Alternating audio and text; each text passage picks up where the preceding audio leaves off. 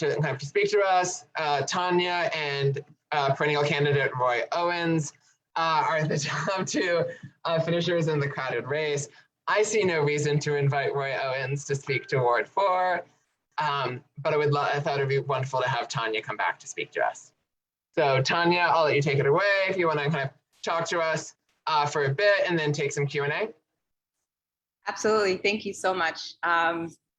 Thanks for the invitation. My name is, for those of you who are not familiar with me, my name is Tania Anderson. I am running for Boston City Council in District 7 to fight for policies that will create equitable solutions for, of course, affordable housing, quality public education, universal access to healthcare, and to have the courage to tackle systemic racism that has held our community back. There are many elements that I bring to the table, including a wealth of lived experience, a strong work history. I always say that I have the stamina, charisma, compassion, and work ethic to that I think can make the ideal candidate. And so a little background is I came to the city of Boston at the age of 10 from Cape Verde, West Africa. Initially, I lived in Academy Homes projects in Roxbury. And within a couple of years, I was working after school and summer jobs to financially support my family. I attended John D. O'Brien right in District 7, and I went to study at Springfield College, where I worked steadily to cover my tuition costs and support my firstborn son. Over the last 29 years, my work experience includes an array of experiences in human service field, mental health, translating or interpreting, parent advocacy, foster parenting, small business ownership, a little bit of fashion design, playwright and directing, more urban theater. I am currently the executive director at Bone Geneva Main Streets. And really, I'm as a multilingual immigrant Black woman, I have personally lived and experienced many of the district challenges. And I'm embedded in this fabric, right? I seek to become the city council as a way to continue the important work and strengthen our community. I welcome any questions. I want to get to know you. I want to understand the needs for Ward 4. And I want to build a relationship with you that we can continue to do the work together and hopefully build allies to be successful and effective. Wonderful, well, thank you so much. And are there any questions that people have for Tania?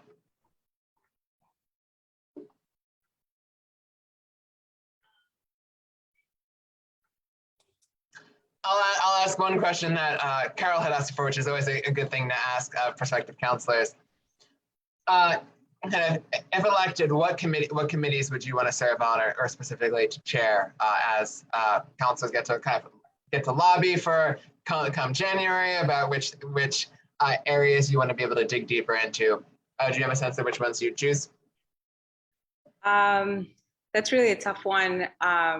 I don't think I have a preference, rather than whatever is correlated. I think obviously small business, anything that I can best be of use. I think I'd be just more, practical about where I can be most effective.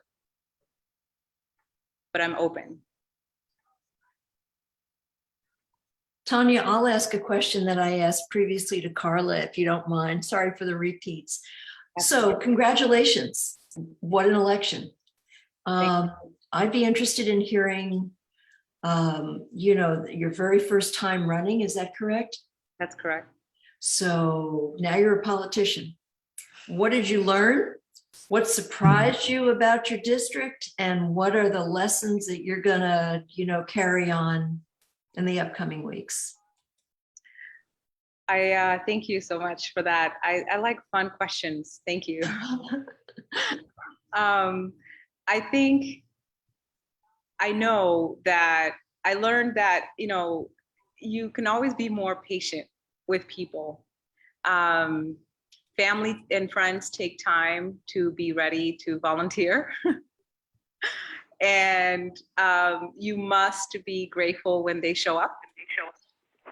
People are in different places in their lives, so you just have to be patient. This is this was my decision, so no one really has to jump up and get on the bandwagon. But I'm very grateful and extremely humbled by all the people that donated. What was really difficult, I think, was at least it wasn't that difficult since I was the one who raised the most money. $60,000 seems like a lot, but it's not a lot when you need so much. And running like a real campaign, you need a lot of money. In politics, I think you have to really be a good agent of managing relationships. And I'm doing so much better. I'm a fast learner, so I'm quickly understanding that you are pulled in all types of direction. And it's not that people want to intentionally be polarizing, but that everyone is sort of preserving their best interests. And if you are neutral and you are truly about the mission, then you focus and you manage those relationships. And that's what's becoming. And always be transparent, be honest in your position and your convictions, so that you don't seem like you're a flip-flopper, right? So just be very honest and don't be afraid of people being against your, platform or policies. The very religious, or, some people may say, well, no to this or no to that. And you just have to stand strong and represent all people, no matter what.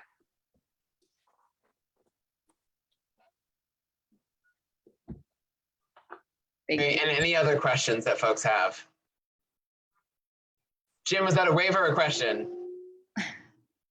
Hi, I'd like Tania, welcome. I wanted to ask what you see your campaign being like in the next few weeks. How will you be engaging in your campaign in the next few weeks? Yes, absolutely. So more aggressive, more ambitious than ever, right? So I had already talked about aligning myself with college professors that would use their classrooms to develop sort of presentations of how to access services and making it more accessible and attainable.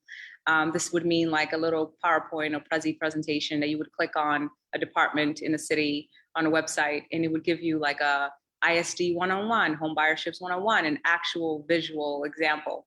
Part of that is also going into my website and making it even more comprehensible and more user-friendly. Because if I have to dig into these policies and become a legislator, going from a candidate to become a legislator, right? So it's and also building these relationships, creating roundtables with different ward committees or representatives or activists, business owners, clergies of interfaith, right? All different types of community, LGBTQ community. What are we doing?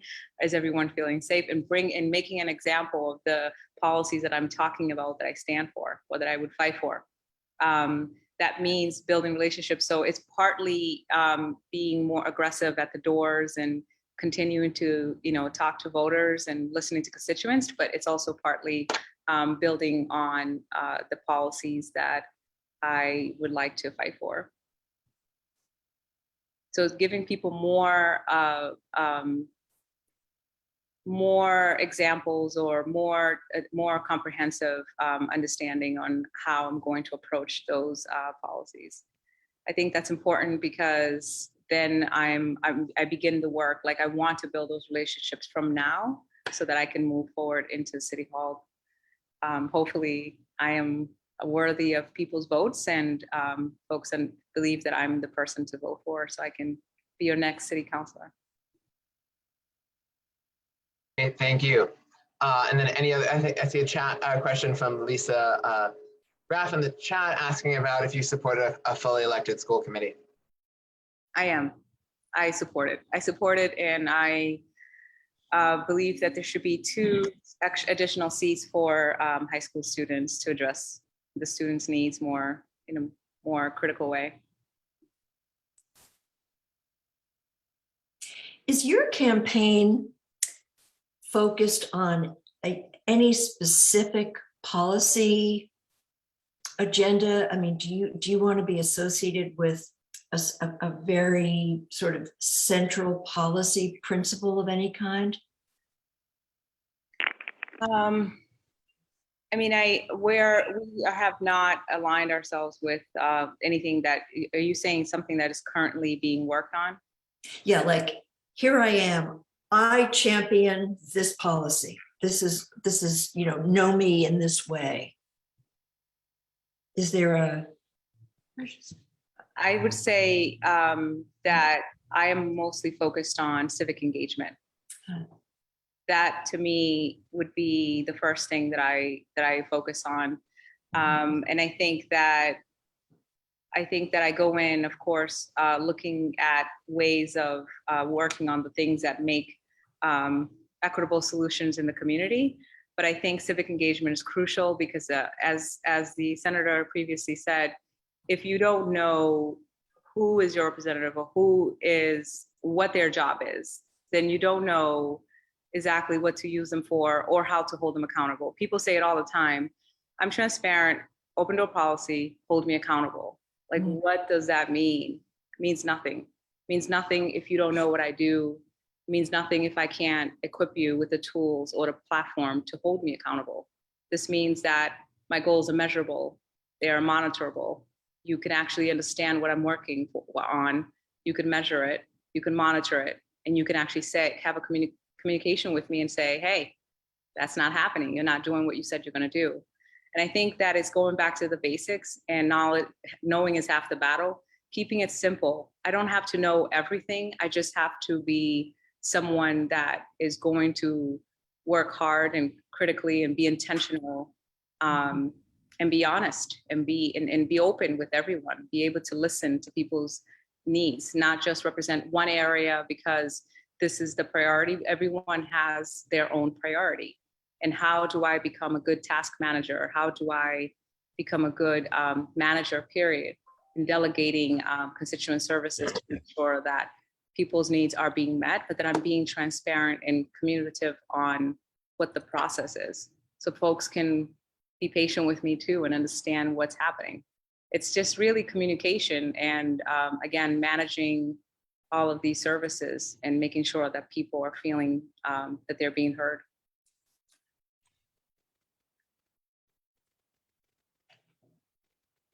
I muted myself, Paul. This one is specific to mass and CAS.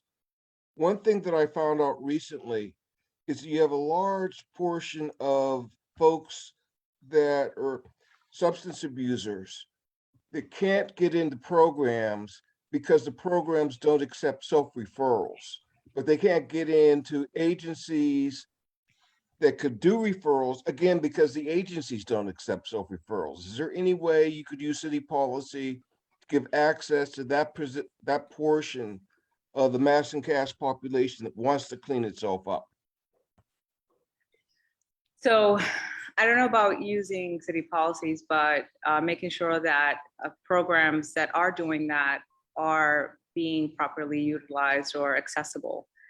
There are programs that do that. So under Mass Health, there's something called community support programs that work with dual diagnosis patients and or clients that their job is specifically to navigate or connect them to those wraparound services.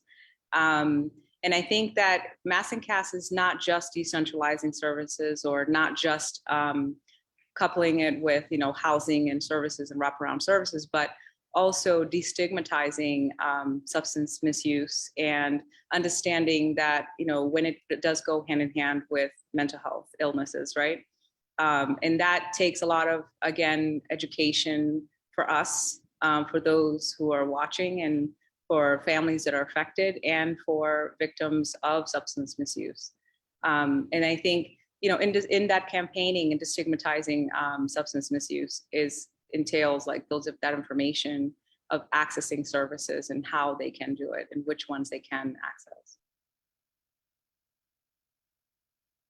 So just making, again, it's information, it exists, and the city does have the resources. We do have best practices that we can either learn from or execute. It's about having a full understanding on, pushing the agenda to make sure that it's actually executed. I don't think that the city doesn't know what to do. I think it's a matter of, how do we, again, come to the table and make sure that we take care of it. Lisbon, Portugal curbed their addiction problem by 60% within 1 year. Lisbon, Portugal is a tiny little city, very poor, with very little resources. Boston is very rich, almost nationally, right? So we have the resources, we have the research, we have the best practices, we can do it.